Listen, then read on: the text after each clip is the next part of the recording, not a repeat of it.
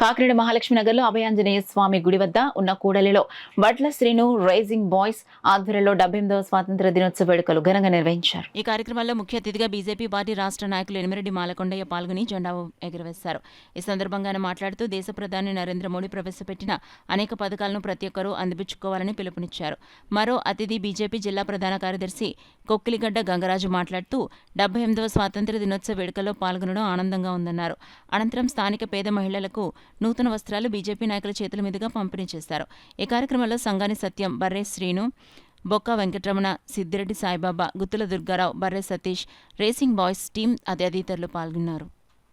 మనకు రావాల్సినటువంటి ఏవైతే నిధులు డెవలప్మెంట్ కనిపించిన పరిస్థితులు కూడా మనం చూస్తాం. కానీ ఇవాళ నరేంద్ర మోడీ గారు ప్రధానమంత్రి అయిన తర్వాత దేశభక్తి కలిగినటువంటి వ్యక్తి కాబట్టి జాతీయ జెండా పట్టుకొని జాతీయ భావంతో మనం అందరం కూడా భారతీయులము ఐకమత్యంగా ఉండాలని చెప్పి ఒక 3 రోజుల పాటు తిరంగ యాత్రలు నిర్వహించమని చెప్పి పిలిపిస్తే ప్రతి ఒక్కరు కూడా అన్ని ప్రాంతాల్లో యాత్రలు చేసుకున్నాం. ఇవాళ మనం జాతీయ జెండా వేసుకొని దేశవ్యాప్తంగా జరుగుతున్న ఉత్సవాల్లో పాల్గొంటున్నాం.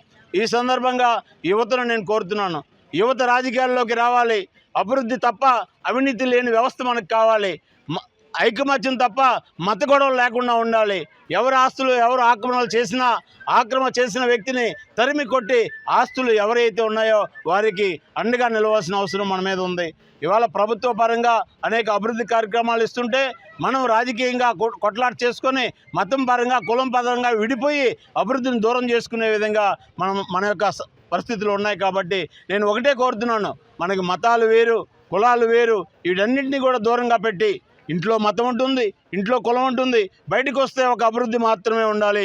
మనం అందరం అభివృద్ధి చెందాలి. మన పిల్లలు బాగా చదువుకోవాలి. మన పెద్దలకి బాగా వైద్య సదుపాయాలు కలిగినటువంటి వ్యవస్థను నరేంద్ర మోడీ గారు డెవలప్ చేస్తున్నారు. పిల్లలు చదువుకోవడానికి సర్వశిక్ష అభియాన్ నుంచి స్కూళ్ళు డెవలప్ చేస్తున్నారు. ఉద్యోగాలు రావడానికి పరిశ్రమలు ఇస్తున్నారు. అనేక పథకాలు స్కీముల ద్వారా మనకు కావాల్సినంత నిధులు పెట్టి మన ఆంధ్రప్రదేశ్కి పోలవరం డెవలప్కి నిధులు ఇచ్చారు, రాజధానికి నిధులు ఇచ్చారు. డెవలప్మెంట్ మంత్రంతో మన ప్రభుత్వాలు ముందుకెళ్తున్నాయి. ఆంధ్రప్రదేశ్లో మన డిప్యూటీ ముఖ్యమంత్రి గారు పవన్ కళ్యాణ్ గారు కూడా నిన్న పంచాయతీల పట్ల విశ్వాసంతో ఏదైతే గాంధీ గారు కలలు కన్నారో రామరాజ్యం గ్రామరాజ్యం కావాలని, ఈరోజు నిజంగా రామరాజ్యం వచ్చి పంచాయతీల్లో పెద్ద ఎత్తున స్వతంత్ర వేడుకలు చేస్తున్నారు.